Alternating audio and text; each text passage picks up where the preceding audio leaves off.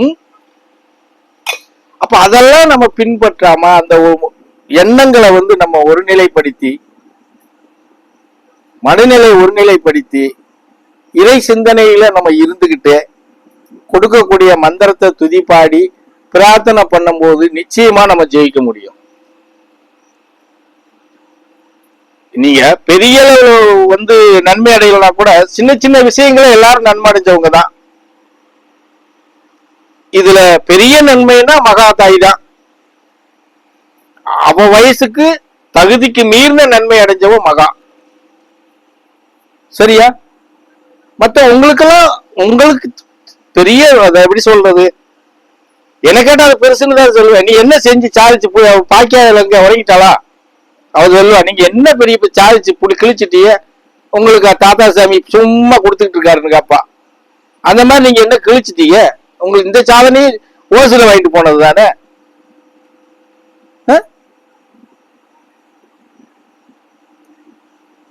அப்படி நிறைய இருக்கு, சொல்லணும்னா நிறைய சொல்லலாம். அது நான் இந்த பரதேசி சொல்லணுங்கிற அவசியம் இல்லைன்னு நான் இருக்கிறேன், அவசியம் இல்லைன்னு நினைக்கிறேன். எத்தனையோ விஷயங்கள்ல இருந்து எத்தனையோ, இந்த இப்ப நம்ம கோயந்தராச கூட நான் நிறைய சொல்லலாம். இந்த இடத்துக்குள்ள வரல அப்படின்னா கோயந்தராசி இந்நேரம் கம்பினிட்டு இருப்பாரு. இந்த முன்னாடிதான் இருக்காரு. இந்த இடத்துக்குள்ள அவர் வரலன்னா அந்த சிக்கல் அவரை கொண்டு போய் அங்க விட்டுருக்கோம். இன்னைக்கு தைரியமா நடமாடுறாருல. இன்னும் சொல்ல போனா இப்ப ஒரு சிலர் அவரை கண்டு பயப்படுற நிலைமை கொண்டு போய் விட்டாச்சு. அதான கோவிந்தராஜ்? இப்போ இவரை மிரட்டிக்கிட்டு இருந்தது போல இப்ப இவருக்கிட்ட பயப்படுற நிலைமைக்கு கொண்டு போய்கிட்டு இருக்கோம். அதுக்காக அவர் பெரிய துதி பாடிட்டாரு பிரார்த்தனை பண்ணிட்டாருலாம் கிடையாது. அது இன்னும் லக்லாட்டி, இன்னும் ஏமாத்திக்கிட்டு தெரியல, நம்பர் 1 இருக்காரு. நம்பி வந்துட்டாரு, ஒரு துயரமான பிறகு இருக்காரு, அவரை காப்பாத்தணுமேங்கிற கருணையில காப்பாத்திட்டு இருக்கிறோம். அது அப்ப அவருக்கு மொத்தம் என்ன சாமி கருணை எங்களுக்கு எல்லாம் இல்லையான்னு கேட்டக்கூடாது. ஆமா பாத்துக்கோ, அதுவும் காப்பி இல்ல.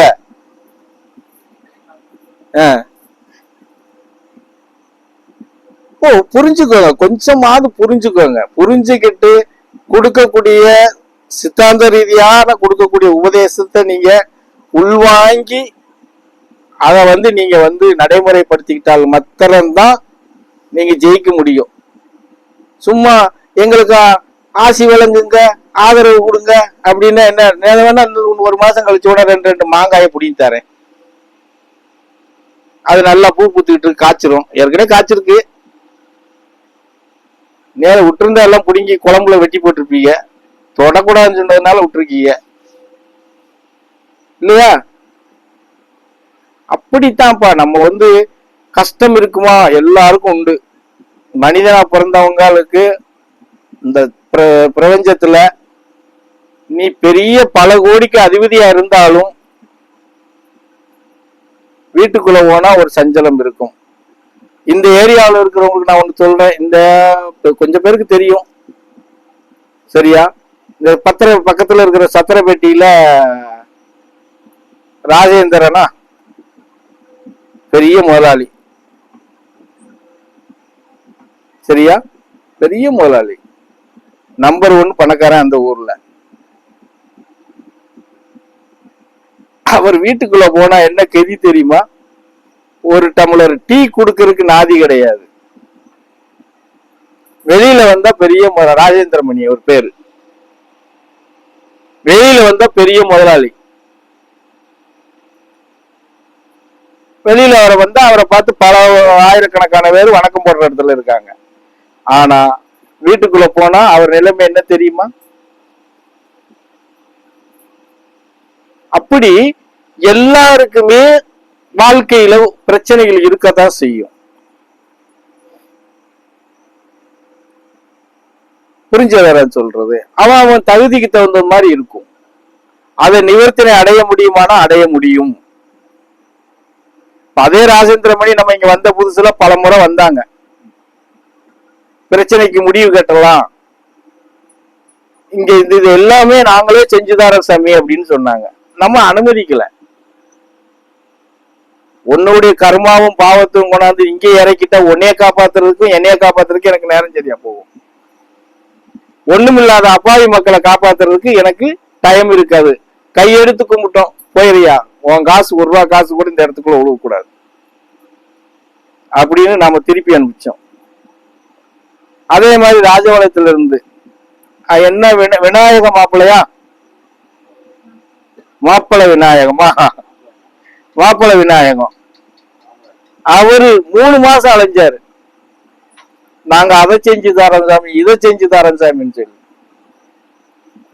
உன் வேலை ராஜபாளையம் டவுனுக்குள்ளேயே வச்சுக்கையா ராசா, இந்த இடத்துக்கு உன் பருப்பு வேகாதுன்னு சொல்லி அனுப்பிச்சோம். புரியுதா?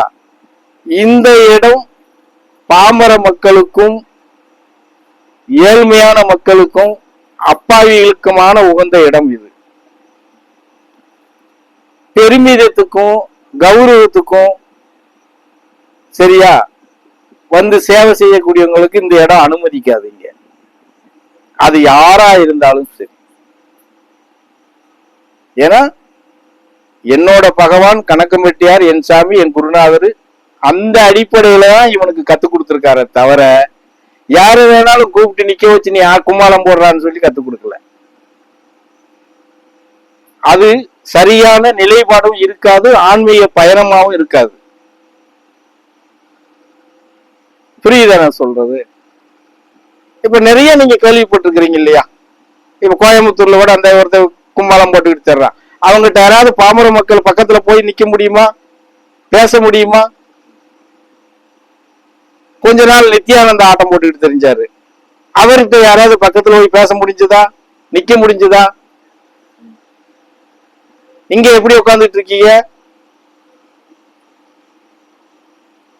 புரிஞ்சதா?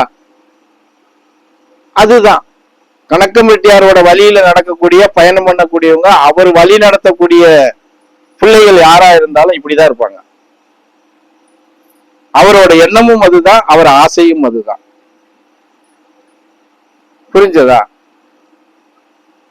நம்பி வரவங்க ஒரு போது கெட்டு போனதே கிடையாது. நம்பாம வந்து பார்த்துட்டு போறவங்கள வந்து நம்ம ஒண்ணும் செய்ய முடியாது இல்லையா?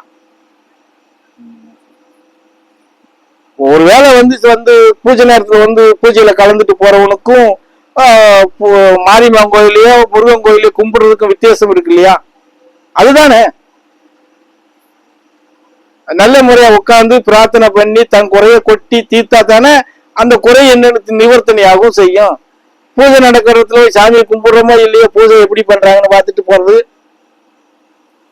அந்த கோயில் இப்படி பண்ணாங்க, இந்த கோயில் இப்படி பண்ணாங்க, இங்க எப்படி பண்றாங்க, இப்படி பார்த்துட்டு போனா ஒண்ணுமே இருக்காது.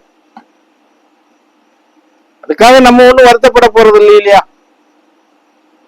நம்மளை நம்பி வரக்கூடியவங்க கண்டிப்பா காப்பாற்றப்படும். அதுவும் நம்பி நிரந்தரமா பயணம் பண்ணா ஒரு நாளைக்கு வந்துட்டு போயெல்லாம் காப்பாற்றப்படாது. ஒருவேளை சோறு வேணா போடுவோம், ஒரு வேளைக்கு 2 வேளை வேணாலும் சோறு போட்டு அனுப்பிச்சிடுவோம். சரியா? ஆனா நிவர்த்தனை கிடைக்குமானா கிடைக்காது. அதுல வந்துட்டாங்க இப்ப சாமி ஒரு கற்பூர சாமி வந்திருக்காருங்கிறதுக்காக அவருக்காக சந்தோஷத்துக்காக ஒரு வாக்குறுதி எல்லாம் கொடுக்க மாட்டோம். சாமி வந்திருக்காரு வந்துட்டாங்க அதுக்காக ஒரு வாக்குறுதியை கொடுப்போம். அது இங்க இருக்காது. நடைமுறையில என்ன இருக்கோ, அவங்களுடைய மனநிலை என்ன, அவங்களுடைய ஆன்மா எதை நோக்கி பயணம் பண்ணுது, அவங்க தேடுதல் எதை நோக்கி இருக்குது, எல்லாம் ஆராய்வோம் நம்ம. அதெல்லாம் ஆராய்ச்சி சரியான ஆன்மீக பயணத்துக்குள்ள இவங்க இருக்கிறாங்க, இவங்க இறைவனை சார்ந்து வாழ பயணிக்க ஆசைப்படுறாங்கனால் மாத்திரம்தான் அவங்களுக்கான பாதையை நம்ம காட்டி கொடுப்போம். இல்லைன்னா இல்ல. இந்த குமார் இருக்கிறாரு, இன்னைக்கு குமார் பழக்கம் ஆயிட்டாரு.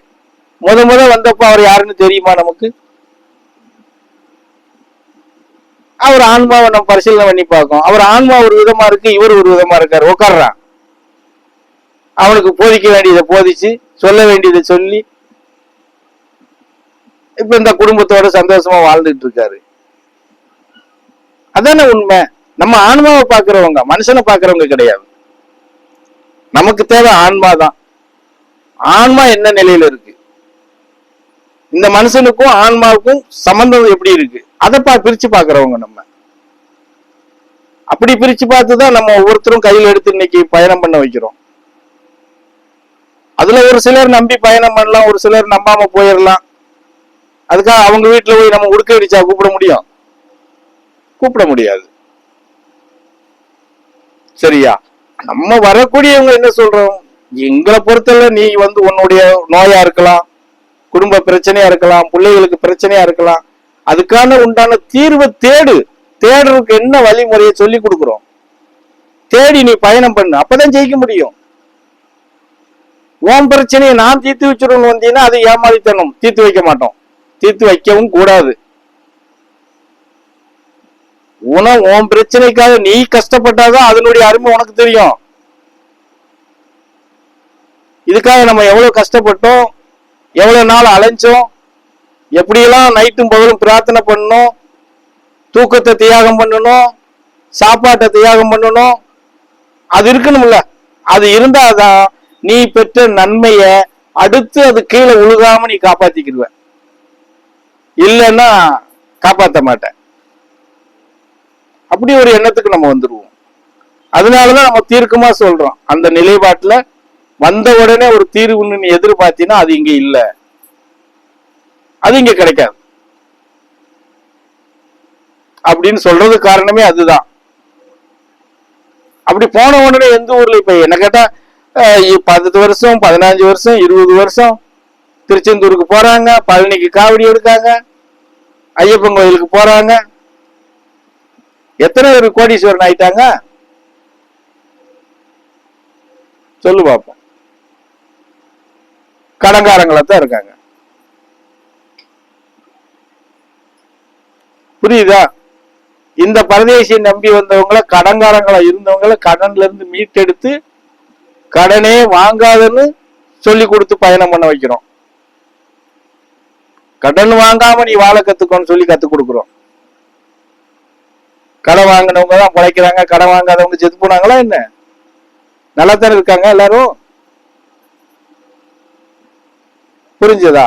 இப்படி நல்வழிப்படுத்துறது, அவங்கள நெறிமுறைப்படுத்துறது, அவங்க செஞ்சக்கூடிய தவறுகளை சுட்டி காமிச்சு அவங்கள அதுல சீர்திருத்தம் பண்ணி அவங்களுடைய பிறவிப்பல கர்மா, முன்னோர்கள் செய்த கர்மா, முன்ஜென்மத்தினுடைய கர்மா, அதெல்லாம் கண்டறிஞ்சு அதுக்கு என்ன விதிமுறையோ அதை கத்து கொடுத்து அதுல இருந்து உங்களை வெளியே மீட்டெடுக்கிறது தான் சிவசித்தாந்தம், சித்தர்களுடைய வழிபாட்டு நிலை. அதை யாரு புரிஞ்சுக்கிட்டு பயணம் பண்றாங்களோ அவங்க மாத்திரம்தான் இந்த இடத்துல இருந்து ஒரு பயன்கிறது பெற முடியும். அது இல்லைன்னா யாராலையும் முடியாது. அது ஒண்ணு. இன்னொன்னு தீர்க்கமா உங்களுக்கு பல முறை சொல்லிட்டு இருக்கேன், இங்க ஒரு தீர்வு உனக்கு கிடைக்கல அப்படின்னால் நீ எங்க போனாலும் உனக்கு இல்லை, நான் அதுக்கு அக்ரிமெண்ட் கூட போட்டு தருவேன். இந்த இடத்துல ஒரு தீர்வு நிக்க, ஒரு கஷ்டத்தை தீர்க்க முடியலன்னு நினைச்சிட்டுனா நீ எங்க போனாலும் கிடைக்காது. அது எங்களுக்கு உறுதியா தெரியும்.